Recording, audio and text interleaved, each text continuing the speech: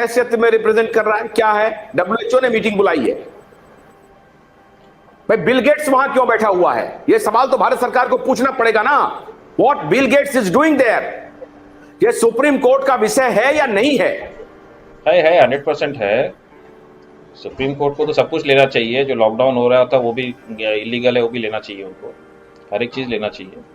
But ये क्या है, क्या हम लोग को सबको जगाना पड़ेगा। हमको आम तोड़ना है तो पत्थर मारना पड़ेगा आम तोड़ने के लिए। तो उसी हिसाब से हमको पिटिशंस फाइल करने पड़ेंगे, कोर्ट में लाने पड़ेंगे, और फिर गवर्नमेंट जवाब देगा। अदरवाइज तो गवर्नमेंट जवाब नहीं देती। जो अभी आपने देखा रचना गंगुआ केस में, गवर्नमेंट ने आके क्लियर बोल दिया वॉलंटरी है, कंपनसेशन नहीं देगी। तो वैसा करके हमको जाना पड़ेगा वहाँ पर, अपने आप तो नहीं होगा।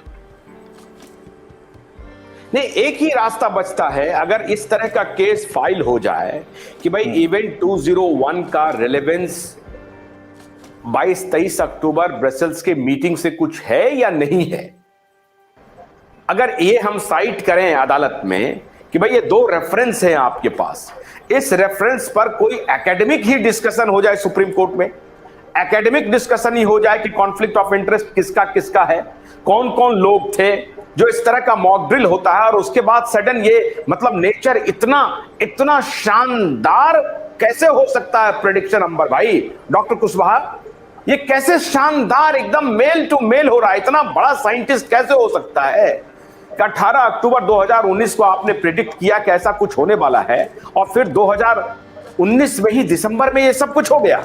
तो ये बात अगर हम इसको तथ्यों के आधार पे अदालत में ले जाएं कि इवेंट 201 और 22 अक्टूबर 2022 का 23 अक्टूबर 2022 का ब्रसेल्स के मीटिंग का रिलेशन क्या है? रिलेशन तो बड़ा सिंपल है। रिलेशन बड़ा सिंपल है क्योंकि इसमें जो एजेंसीज इन्वॉल्व है वो सेम है। Centre for health security same है, इसमें आपका bill Melinda Gates foundation same है, इसमें डब्ल्यूएचओ सेम है, इसमें पार्टिसिपेटिंग कंट्रीज डिफर हो सकती हैं, लेकिन जो मेजर प्लेयर्स हैं जैसे नॉन गवर्नमेंटल ऑर्गेनाइजेशंस के हैं ज़्यादातर, तो ये जो नॉन गवर्नमेंटल ऑर्गेनाइजेशंस हैं जिन्होंने जिम्मा ले रखा है पूरे वर्ल्ड हेल्थ का, ये एक बड़ी समस्या है कि आखिर इनको किसने ये जो है जिम्मा दिया, और ये क्या सेल्फ स्टाइल्ड कस्टोडियन हो गए हेल्थ के पूरे दुनिया भर के। ये एक इशू है जो हमको समझना पड़ेगा कि सेंटर फॉर हेल्थ सिक्योरिटी, जिसका आप अगर ओरिजिन पढ़ेंगे तो बहुत ही इंटरेस्टिंग है कि वो बनाया इसलिए गया था कि अमेरिकन सिविलियंस को हम बायो टेररिज्म या बायो वॉरफेयर जब कभी आगे होगा तो उससे कैसे बचाएंगे। ये इसका जन्म जब हुआ था तब इस तरह से हुआ था, जो सेंटर फॉर हेल्थ सिक्योरिटी है। तो अगर वही एजेंसी आज ये सब कर रही है तो आप समझ सकते हैं कि इसमें क्या क्या चीज़ें डिस्कस हो सकती हैं और क्या कारण है।